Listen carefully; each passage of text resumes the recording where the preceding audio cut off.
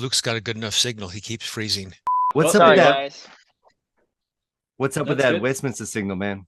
Go to tell you Clark's what. office. Just ask Go to Cotton if you could use his office. Oh yeah, that's a good spot right there. Nice. I actually did want to join the military. That was my plan. So Oh, I went no to the way. master's college. I was trying to do I was doing a political studies major because I thought it would help, and I was going to try to be an officer in the military, some branch of the military. So that was the plan. Yeah.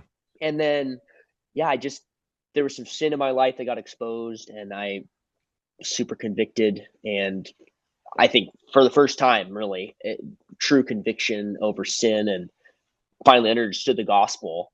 And then as I was at master's, I just started to have opportunities to teach. So I started helping out with the youth ministry at the church. Yes, and yes. so I started having opportunities to say, oh, can you teach on whatever, 1 John 2? So then I would talk to my dad and I'd study a little bit. And it was all just kind of, oh, well, I want to serve in the church someday. And then as I started to do that more and more, just started studying the Bible, learning, growing, being excited about the Bible. There was a professor named Abner Chou there at Masters who he's dispensational, but I don't know how. I mean, he reads Klein and all these guys. It's like Wow. every time he talks about the Old Testament, it's like Christ. And Wow. so I just started to get really excited about the Bible. So we're in Mark 6, feeding of the 5,000. And what do we see? What happens? What does Jesus have them do? He sees the people, has compassion on them, and what does he tell them? What is to sit down. Read the whole verse. When Jesus went ashore, he saw a large crowd, and he felt compassion for them because they were like sheep without a shepherd. He began to teach them many things. When it was already quite late, the disciples came to him and said, "This place is desolate, and it is already quite late. Send them away so that they may go into the surrounding countryside and villages and buy themselves something to eat." But he answered them, "You give them something to eat." And they said to him, "Shall we go and spend 200 denarii on bread and give them something to eat?" And he said to them, "How many loaves do you have? Go look."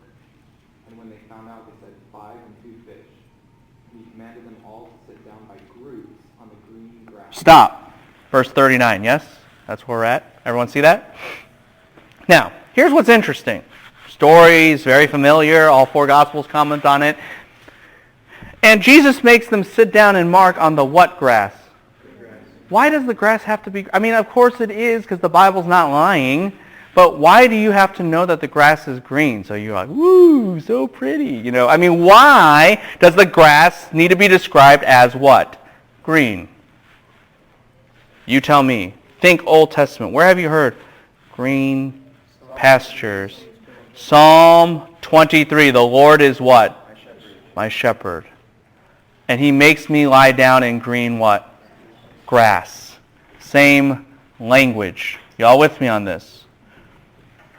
Mark is pulling on Psalm 23. And you wonder, are you sure? I mean, it's just one color. Are you sure that that's the case? What did Jesus see these people as? Sheep without a what? Shepherd. So he became their good shepherd. But now don't lose this. Who is the good shepherd, though, in Psalm 23? What does it say? What's the opening line say? The Lord is my shepherd. Yahweh is my shepherd. What is Mark trying to point out? In this act, you see that Jesus is who? Not just the good shepherd, but by extension who? Yahweh himself. A color actually proves the deity of Christ.